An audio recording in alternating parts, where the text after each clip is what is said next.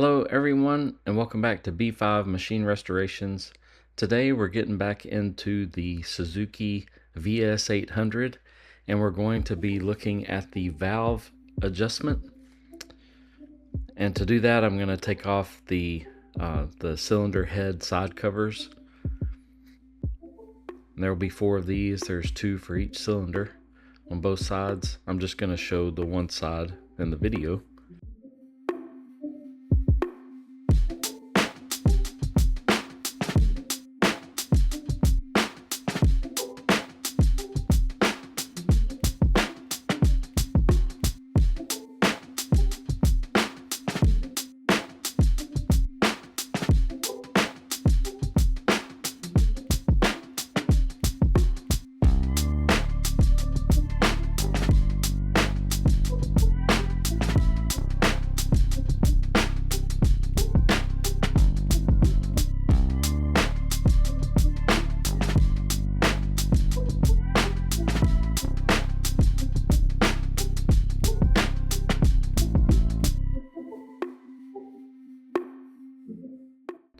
One thing that came up in the last video we did about the Suzuki is everything is an excavation project to get to anything.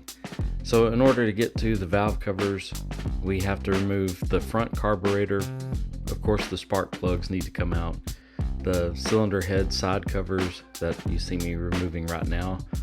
And then once I get all that out of the way, I had to pull the wiring harness out of the way, and then I could access the valve inspection covers.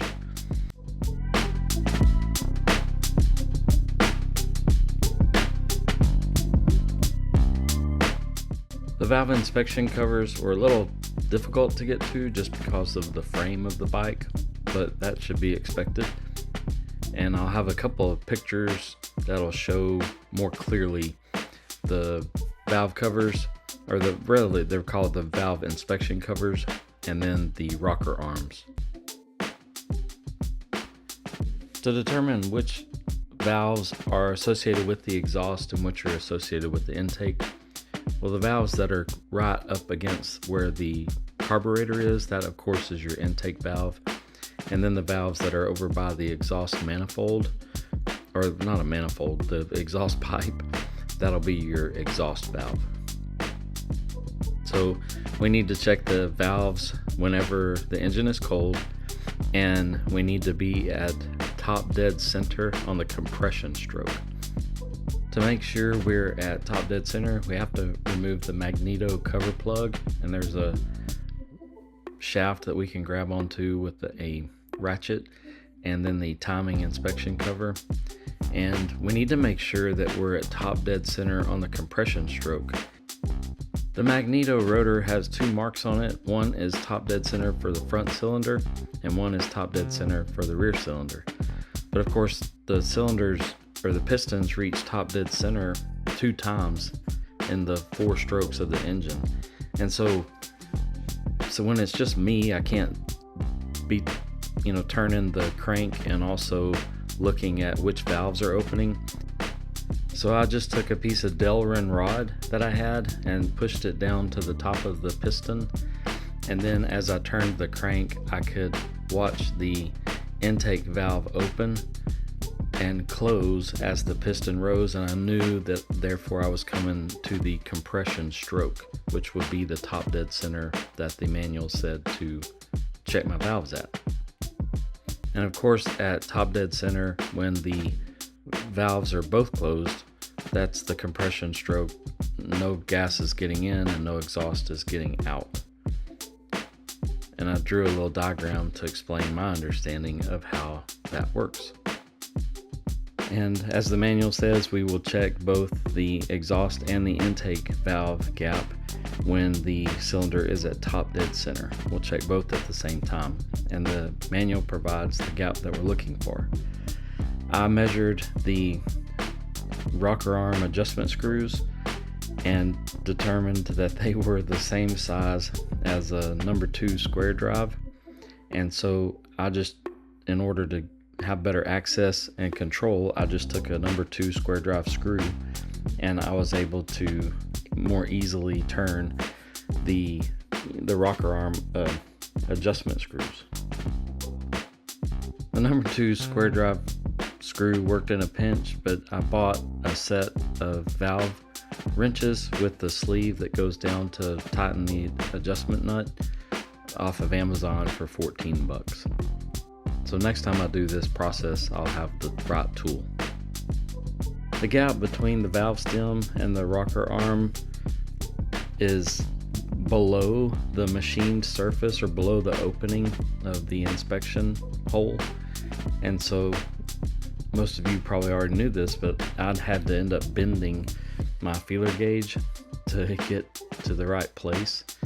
And then also, it may be counterintuitive, but when we're checking the valve clearance, at first I was just trying to get the feeler gauge in between the valve stem and the rocker arm.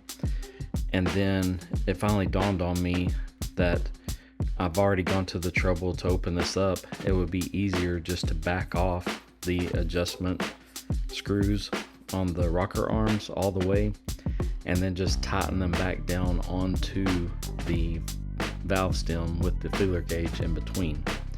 And so instead of quote unquote checking the valve clearance, in essence, I'm resetting the valve clearance. And we did this 8 times, 2 for each of the exhaust valves and 2 for each of the intake valves.